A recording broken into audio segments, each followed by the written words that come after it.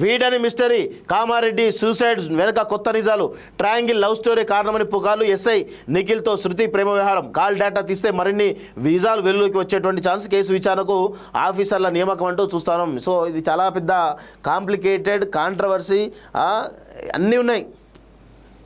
So చాలా పెద్ద conspiracy ఉంది, కాంప్లికేటెడ్ ఉంది, కాంట్రవర్సీ ఉంది, కాన్స్పిరసీ కూడా ఉంది.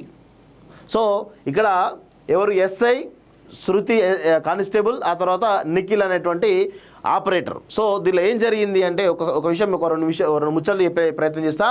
సో గతంలో ఈ ఎస్ఐ ఈ ఎవరైతే కానిస్టేబుల్లో ఒకటే పోలీస్ స్టేషన్, బిజాపురం కూడా, ఆ పోలీస్ స్టేషన్లో పనిచేయడం జరిగింది. సో అప్పుడే వీళ్ళిద్దరి మధ్యలో కొంత వివాహేతర సంబంధం ఉన్నట్టుగా తెలుస్తూ ఉంది. ఆ తర్వాత ఏమైంది, ఎస్ఐ వేరే కాడికి ట్రాన్స్ఫర్ అయిపోయిండు. సో ఆమెకు దూరం అయింది కదా, దూరం అయినాక ఆమె ఏం చేసింది, ఈ కంప్యూటర్ ఆపరేటర్తో సన్నిహితంగా ఉండడం.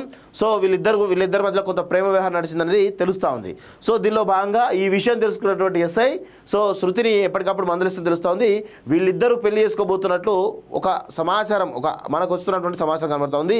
సో దానిలో భాగంగానే ఎస్ఐ కొంత సీరియస్గా తీసుకొని వీళ్ళిద్దరు తీసుకొని ఆ చెరువుగట్టు కాడికి పోయి మొత్తానికి అక్కడ ఏదో గలాట జరిగింది. ఆ గలాట్లో భాగంగా ముందు శృతి దూకినట్టు తెలుస్తుంది, తర్వాత నిఖిల్ దూకినట్టు తెలుస్తుంది. వాళ్ళిద్దరు కాపాడడానికి ఈరోజు ఎస్ఐ కూడా దూకినట్టు తెలుస్తుంది. సో మొత్తానికైతే కొంత ఇన్ఫర్మేషన్ అయితే వస్తుంది. ఇది ప్రేమ వ్యవహారమా లేకపోతే వివాహేతర సంబంధ వ్యవహారమా అనేది కొంత ఇంకా డీటెయిల్స్ మొత్తంగా రావాల్సిన అవసరం అయితే ఉంది.